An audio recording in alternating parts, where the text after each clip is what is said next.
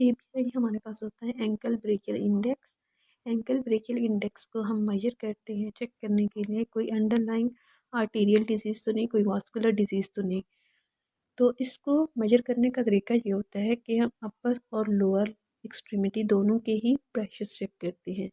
और ये जो एबीआई है हम राइट और लेफ़्ट दोनों साइड्स पे चेक करते हैं। जिस साइड पे भी कोई सिम्टम्स होंगे, कोई हमें क्लिनिकल फीचर्स मिल रहे होंगे, उसके एवेलुएट करने के लिए कि अंडरलाइंग रीज़न क्या है।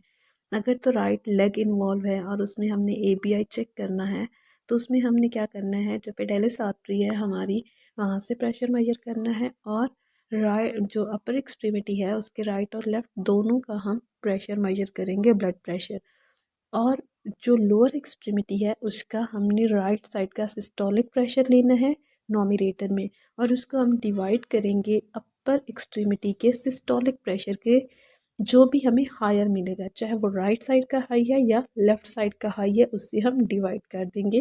तो ये हमारे पास राइट एबीआई होगा। सेम इसी तरह अगर तो हमने लेफ़्ट साइड एबीआई चेक करना है, तो लेफ़्ट में हमने पेडाइलिस आर्टरी का सिस्टोलिक प्रेशर लेना है नॉमिनेटर में, और डिनोमिनेटर में हम अपर एक्सट्रीमिटी का वो प्रेशर लेंगे जो हायर होगा, चाहे वो राइट का हायर है या लेफ़्ट का हायर है। तो इस तरह नॉमिनेटर और डिनोमिनेटर को जब हम डिवाइड करेंगे तो हमारे पास एक स्पेसिफिक वैल्यू आएगी। नॉर्मली जो अगर तो एबीआई की वैल्यू जो है 1.4 या फिर 1.4 से ज़्यादा है, ग्रेटर देन 1.4, तो ये चीज़ इंडिकेट करती है कैल्सिफिकेशन को, हार्डनिंग ऑफ वेसल्स को, मतलब आर्टीरियोस्क्लेरोसिस को। तो इसमें हम पेशेंट को सजेस्ट करते हैं किसी भी अच्छे वास्कुलर स्पेशलिस्ट से वो फर्दर अपना अपॉइंटमेंट ले। सेकंड, हमारे पास एबीआई की जो वैल्यू है वो 1 से 1.4 है, ये नॉर्मल कंसीडर की जाती है, तो इसमें कोई भी रिकमेंडेशन नहीं होती। 0.9 to 1 ये भी एक्सेप्टेबल होती है, मतलब किसी हद तक नॉर्मल ही होती है वेसल्स, इसमें भी फर्दर कोई सजेशन नहीं होती।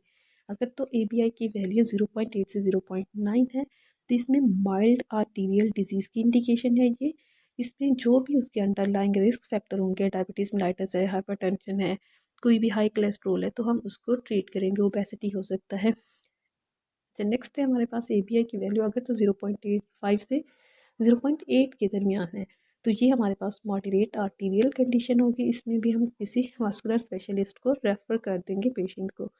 और अगर लेस देन 0.5 वैल्यू है, तो इसमें पेशेंट को मोस्टली रेस्ट पेन होता है, हो सकता है उससे गैंग्रीन भी बनी हुई हो डिस्टल एक्सट्रीमिटी में, स्पेशली फुट पे, क्योंकि आर्टीरियल अल्सर्स फुट पे ही हो रहे होते हैं।